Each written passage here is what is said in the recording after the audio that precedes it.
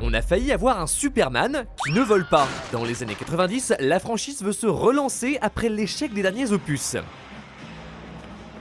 Il y a plusieurs projets dans les tuyaux, dont un qui va faire beaucoup parler, Superman Lives. Produit par la Warner, ils engagent Kevin Smith, un jeune acteur, pour l'écriture du scénario. Smith, c'est un passionné de comics, il a déjà écrit ses propres planches et pouvoir adapter Clark Kent au grand écran, c'est le rêve. Il commence à bosser sur le texte quand il reçoit un appel des producteurs qui lui imposent quelques contraintes. Bon, déjà, Superman ne doit pas voler. Selon les boss du studio, un Superman qui vole, ça fait Boy Scout. Alors je vois pas trop la différence entre ça et ça, mais ok, pourquoi pas. Ils ont aussi quelques consignes pour les méchants. T'auras une araignée géante, des ours polaires armés et Lex Luthor qui se trimballe avec un chien de l'espace. En fait, c'était surtout pensé pour le marketing. Des petites peluches toutes mignonnes de chiens de l'espace, ça s'est déjà fait avant et ça a cartonné. Smith, il sent le bourbier arriver et ça s'accélère quand Warner annonce une partie de la distribution. Tim Burton à la réal et Nicolas Cage dans le rôle titre. Pour lui, c'est pas tant Burton le problème, mais plutôt son style. Trop sombre, trop gothique, incompatible avec l'univers de Superman. Chez Warner, ils prennent connaissance de ses inquiétudes et ils s'en cognent. Burton vient de leur offrir 2 Batman, c'est forcément le bon gars pour le job, alors il a full carte blanche. Carte blanche dont il va abuser un chouïa, parce que quand il arrive, il vire Kevin Smith dans la foulée pour le remplacer par ses scénaristes et réécrire tout le projet. Et voilà, je vous laisse imaginer la bonne ambiance après ça. Surtout qu'au final, le projet est annulé par Warner à quelques semaines d'entrée en tournage, notamment à cause d'un budget trop ambitieux. Mais ça ne s'arrête pas là pour les deux hommes, c'est même plutôt l'inverse, puisque la guerre est déclarée. C'est Burton qui lance les hostilités avec son adaptation de La Planète des Singes. Abraham Lincoln, un singe, en anglais ça se dit ape. Mixez le tout et ça donne Abraham Lincoln. Ouais, un jeu de mots, allez, merci, au revoir. Ça, c'est globalement ce que se sont dit les fans quand ils ont vu le film, mais Smith, lui, il a surtout vu un énorme plagiat, puisque quelques années avant, il dessinait quelque chose de vachement similaire. Il menace donc de l'attaquer en justice, ce à quoi Burton répond « Ceux qui me connaissent savent que je ne lis pas de comics, encore moins quelque chose écrit par Kevin Smith. » 1-0 donc, mais Smith ne se laisse pas faire et lui répond un très efficace « Tu ne lis pas de comics ? Ouais, ça explique Batman. » Avant de dédicacer les scripts de Superman avec la mention « Fuck Tim Burton ». Un partout, balle au centre, mais surtout fin du match. Petit à petit, la rivalité entre les deux hommes va se lasser, Smith ayant même émis l'idée de voir Superman Lives être adapté en film d'animation prochainement, et qui sait, peut-être à nouveau aux commandes de Tim Burton. Parce que c'est ça aussi le cinéma, des histoires à l'écran bien sûr, mais aussi et surtout en coulisses, marquant parfois des rivalités qui durent pendant plusieurs années. On se penche aujourd'hui sur les conflits les plus cultes du cinéma. J'ai raison. Non, c'est moi. Mais c'est moi.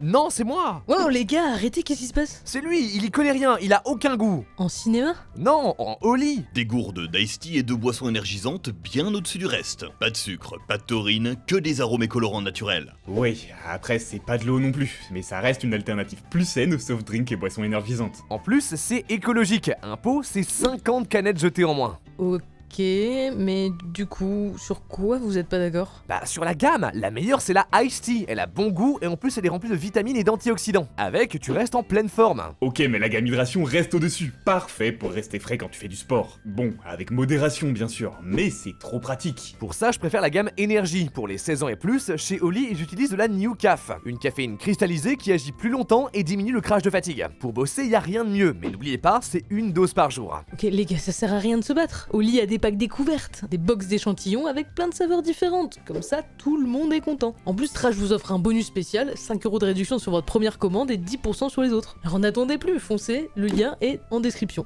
Le bras de fer des titans.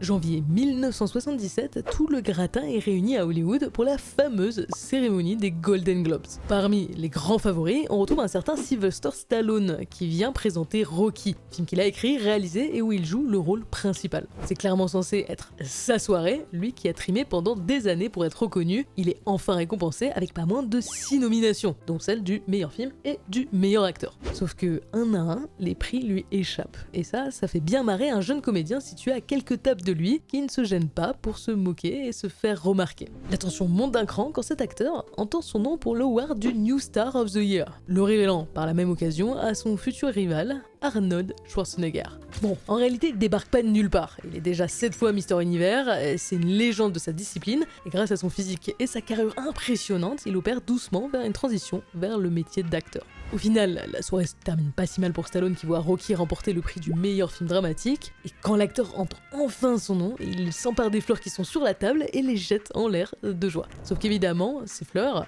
bien qu'elles retombent. Et qui est en dessous? Schwarzenegger, qui se retrouve sali, couvert de fleurs mouillées, mais surtout avec un nouveau rival pour les années à venir. Bah maintenant ils se battent pourquoi? Il y a sûrement de la place pour les deux, non? Eh bien c'est surtout que à l'époque, le film d'action est en pleine évolution. Si dans les années 50 à 70, les héros étaient souvent des personnages complexes, torturés, voire même des anti-héros, et ben tout ça c'est fini. Place aux gros muscles et aux soldats quasi invincibles. Pour la faire courte, c'est en partie dû au contexte social et politique de l'époque. Début 80, les États-Unis viennent de se prendre une rouste au Vietnam, et le traumatisme de cet échec est présent dans toutes les têtes. L'idée c'est alors d'utiliser le cinéma comme une tribune de l'excellence américaine, principalement militaire. Tu mets en scène des super soldats capables de gagner des guerres quasiment tout seuls. Et justement au même moment, c'est l'avènement du blockbuster avec des budgets en pleine expansion et des films pensés pour être des étendards du drapeau étoilé. Il faut bien quelqu'un pour être le visage de cette nouveauté. Pour les studios, c'est du pain béni. Les deux acteurs sont les contenders parfaits pour cette rivalité. D'un côté, l'outsider Stallone, qui comme son personnage dans Rocky d'ailleurs est un mordu de travail et d'acharnement, et face à lui, Schwarzenegger, le monstre de physique qui est l'exemple même du rêve américain. Ce conflit, il commence par qui sera le plus gros mal alpha. Et ça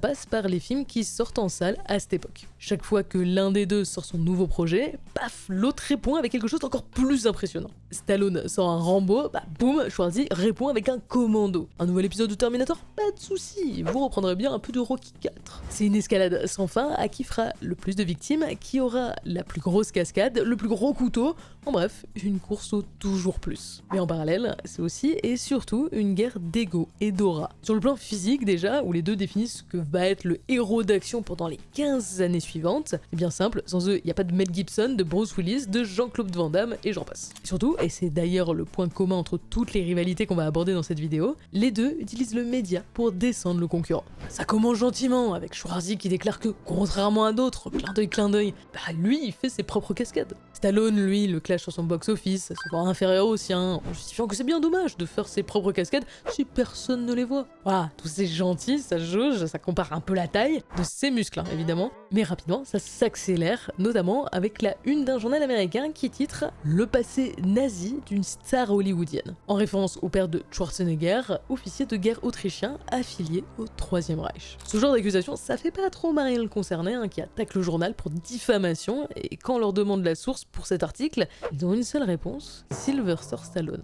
Une petite dernière, juste pour le plaisir, début 90, le script du film Arrête, ma mère va tirer, tourne et tombe entre les mains de Schwarzy, qui le lit et trouve que c'est une immense daube. Mais il fait passer la rumeur qu'il est intéressé pour que Stallone tombe dans le panneau et se jette sur le rôle, quitte à baisser son cachet. Résultat, le film sort et c'est un énorme flop, considéré comme l'un des pires films de sa carrière. Bon, à ce moment-là, ça fait à peu près 10 ans qu'ils se mettent sur la tronche, ils s'approchent doucement de la cinquantaine et petit à petit la rivalité est mise au placard, notamment pour privilégier le business. On les voit de plus en plus ensemble dans les médias, notamment pour des projets communs. Il est même question que les deux se donnent la réplique dans Volte-Face, mais finalement, le projet est abandonné à cause d'un planning trop chargé. Dans tous les cas, les pics et les attaques, c'est terminé. Les deux sont clairement passés de rivaux à frérots pour la vie, et n'hésitent pas à s'envoyer de petits clins d'œil à droite et à gauche dans leurs films. Alors, t'en as plusieurs, mais parmi nos favoris, on pense à Last Action Hero, où Schwarzy s'arrête devant une pub de Terminator interprétée par Stallone. Ensuite Demolition Man, où alors cette fois c'est Stallone qui vante les mérites de son ami, pourtant bien avant son entrée en politique. I have in fact perused some newsreels from the Schwarzenegger library,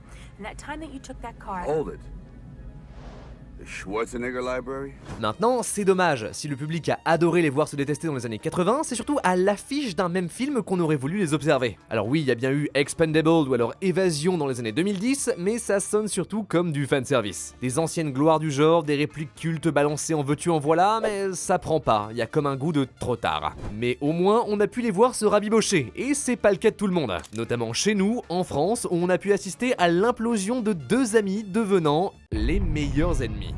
La nouvelle vague, c'est une période dorée du cinéma français. On a pu assister à l'éclosion de bon nombre de réalisateurs, tous poussés par une volonté de changer les choses. Au milieu de ce vent de fraîcheur, il y a deux figures qui font office de représentants, Jean-Luc Godard et François Truffaut. Deux noms qui semblent toujours mentionnés ensemble, comme si l'un ne pouvait pas exister sans l'autre. Leur histoire commence à l'après-guerre, où les deux adolescents se rencontrent dans des ciné-clubs parisiens. Au fil des années, ils deviennent très potes, notamment parce qu'ils partagent les mêmes opinions sur le cinéma, et sur ce qu'ils doivent doit devenir. Et ces opinions, ils vont les défendre, à travers leurs films bien sûr, mais d'abord sur le papier, en rejoignant les cahiers du cinéma et une revue critique où ils vont commencer à se faire un nom. En fait, ils font du bruit surtout parce qu'ils sont violents dans leur retour. Ils n'hésitent pas à tacler ce qui se fait déjà, notamment ce qu'ils appellent la qualité française, c'est-à-dire ces films protocolaires tournés à la chaîne en studio. Mais avant de parler de leur réalisation et de ce qui s'ensuit, c'est important de faire un point sur leur enfance et leurs origines, parce que ça joue un rôle important dans la fracture qui arrivera des années plus tard. Truffaut, c'est un enfant non désiré. Il est né juste avant la Seconde Guerre mondiale et est abandonné par son père et élevé par sa grand-mère. À l'école, c'est pas trop ça et il décroche rapidement, surtout pour faire du vélo et des conneries avec ses potes.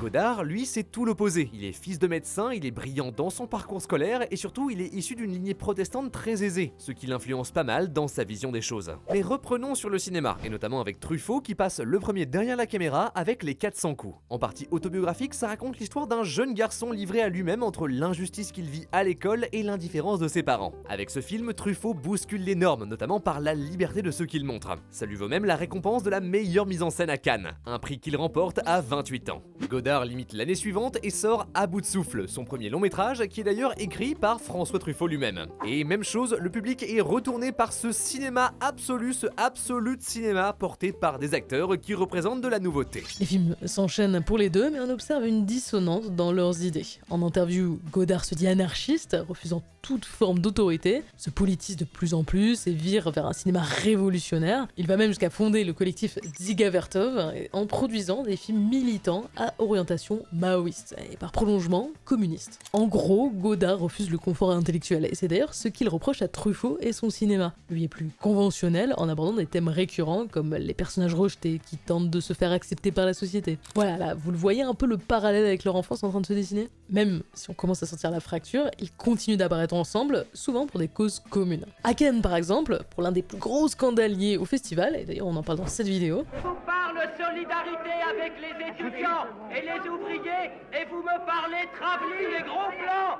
Vous êtes rien. En bref, les deux partagent toujours des valeurs de gauche, et même d'ultra gauche pour Godard, mais c'est quelques années plus tard que la rivalité va définitivement s'installer. En 73, Truffaut sort La Nuit américaine, sorte de mise en abîme où on suit le tournage d'un film, un hommage au cinéma et à sa fabrication. Tout le monde est unanime, c'est un très bon film, sauf Godard, qui voit une offense envers lui et tous les autres réalisateurs de la nouvelle vague. Il lui écrit une lettre ouverte et ça part, ça le traite de menteur, d'hypocrite et même d'infidèle. Gros drama en perspective, les deux grands réalisateurs qui règlent finalement leur compte sur la place publique. La réponse de Truffaut ne se fait pas attendre, il lui rédige une lettre, oui encore une lettre, écoutez, c'est les années 70, c'est la France, on fait ça à l'ancienne. Donc une lettre de 20 pages où il ne ménage pas ses insultes, il le traite de merde, de jugement sans valeur et surtout il lui reproche d'utiliser son cinéma pour se faire passer comme une victime. Et ça fait mal. Godard aurait grandi avec une cuillère en argent dans la bouche et il utiliserait son art pour se faire passer pour un pauvre mec, un petit prolétaire, donner une image de révolutionnaire un peu gratuite. Pas de réponse directe de l'intéressé, mais le point final arrive un peu plus tard avec deux films, Sauf qui peut pour Godard et Le Dernier Métro pour Truffaut. Là, c'est pas vraiment le contenu des films qui intéresse, mais plutôt le contexte dans lequel ils s'affrontent, la cérémonie des Césars. Les deux hommes sont multinominés et ce soir-là, c'est donc l'industrie qui aura le dernier mot comme juge impartial de cette rivalité. Les meilleurs réalisateurs sont Jean-Luc Godard, François Truffaut. Le gagnant est François Truffaut. Au final, c'est Truffaut qui remporte le duel, haut la main d'ailleurs, en repartant avec 10 prix contre un seul pour Godard. On aurait aimé que l'histoire continue après cette soirée-là, mais Truffaut décède de maladie 3 ans plus tard, sans jamais avoir eu le temps de se réconcilier avec son ami d'enfance. Cette rivalité a clairement marqué son temps, et semble surtout impensable aujourd'hui. À une époque où tout le monde s'aligne sur le discours le plus lisse possible et sans atteinte, un petit coup de gueule, une petite crasse de temps en temps, ça ferait pas de mal. Ça nous amène d'ailleurs à notre troisième rivalité, et pas des moindres, celle des anges déchus d'Hollywood. Pour cette troisième histoire, on va faire un gros saut dans le temps et remonter jusque dans les années 20, à une époque où le cinéma est toujours muet. Ce défaut de parole, c'est pas vraiment un souci. Déjà parce que les gens ne connaissent que ça, et aussi parce que les studios mettent sur une autre valeur ajoutée, les stars. Des visages que les spectateurs connaissent, qu'ils aiment et qui assurent des entrées d'argent faciles pour les producteurs. C'est dans ce contexte que les majors mettent en place le Star System, avec des contrats d'exclusivité entre acteurs et studios. C'est là qu'intervient notre premier personnage, Joan Crawford.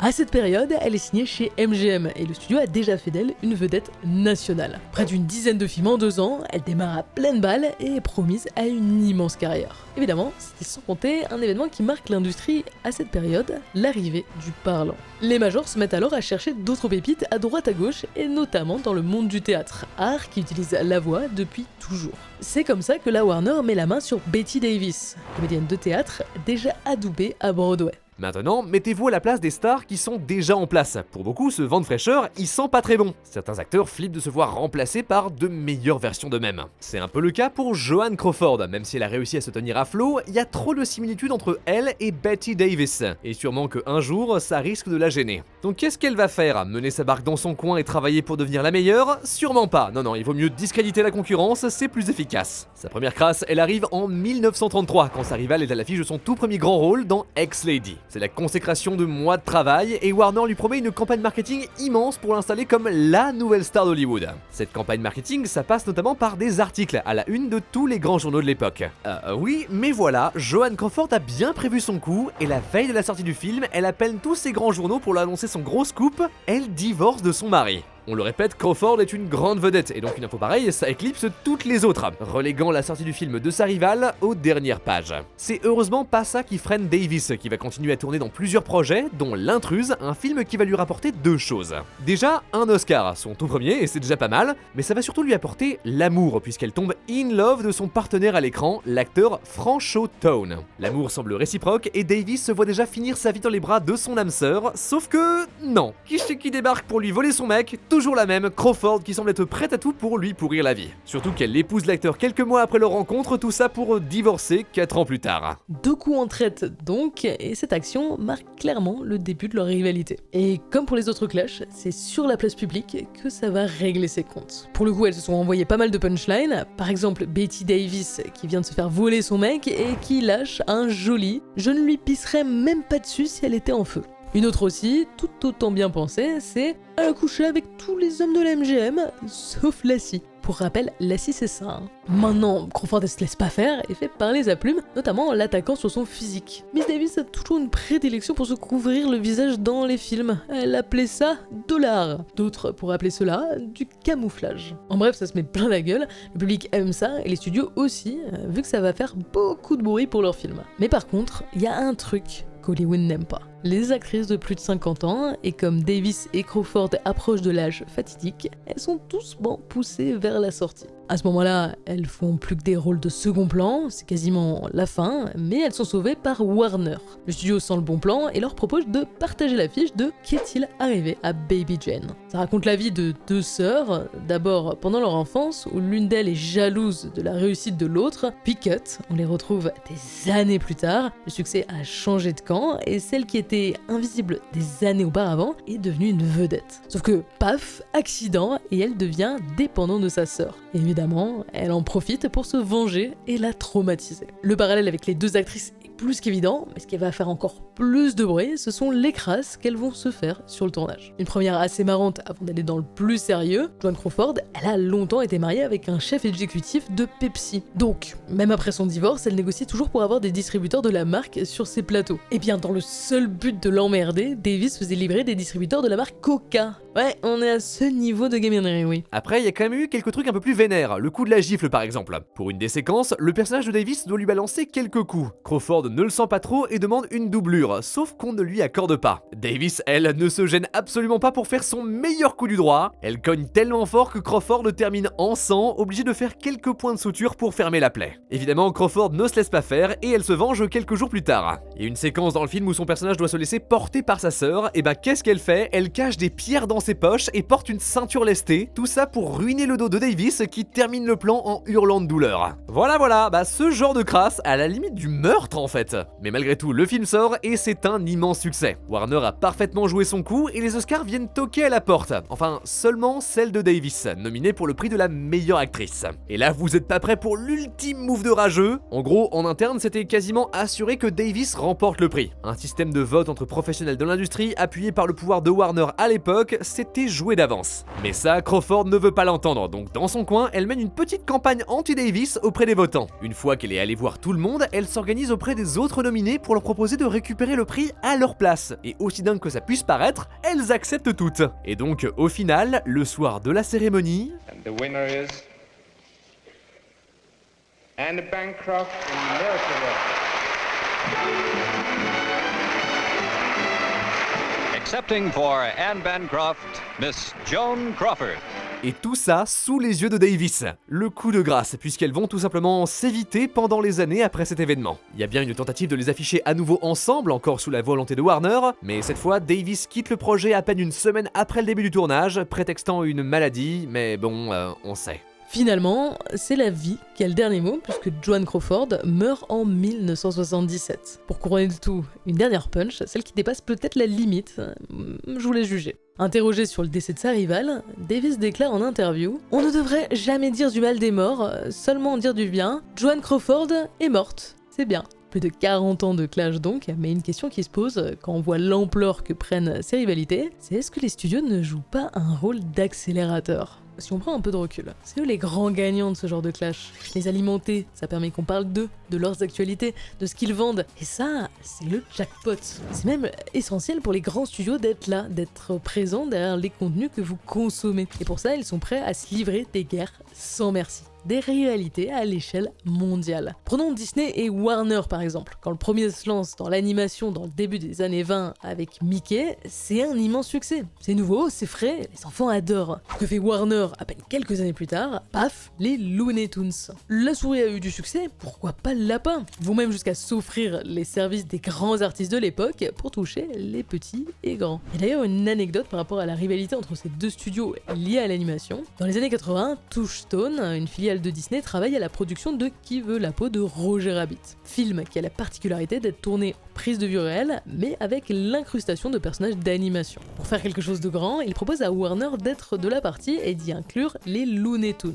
Ça sort, et évidemment, succès, patati patata, vous connaissez la chanson. 10 ans plus tard, c'est Warner qui bosse sur un projet similaire avec Space Jam, et dans les studios, ils se disent « Ah, ce serait quand même sympa si on avait Mickey pour arbitrer le match final. Tiens, demandons aux frérots de chez Disney. » Donc ils vont voir les boss, expliquent le projet, tout ça pour se prendre un énorme nom, prétextant que, bon, les collaborations, c'est plus d'actualité entre les deux studios. Ce genre d'exemple, c'est sur plein de trucs. Les super-héros par exemple. C'est Warner qui saute par exemple le pas en premier en rachetant DC Comics pour produire Superman dans les années 70. Et d'ailleurs, pendant longtemps, les films de super-héros, c'était seulement eux. Les Batman de Burton, ceux de Nolan, tout ça, c'est du Warner Production. Il faut attendre les années 2010 pour que Disney se lance dans la course en rachetant Marvel, lançant une nouvelle rivalité entre les deux studios. Pareil avec certaines licences cultes. Fin 90, Disney loupe le coche de s'offrir la saga Harry Potter, qui est d'ailleurs au final récupérée par Warner. Pour contrebalancer, c'est Star Wars qui est racheté par le studio quelques années plus tard. Bref, des histoires de gros sous, mais qui auraient pu prendre fin en 2016 quand Disney a tenté de racheter Warner, mais le deal a capoté. On est donc passé à ça de voir Dark Vador serrer la pince de Superman, ce qui aurait été sûrement la plus grande rivalité du cinéma.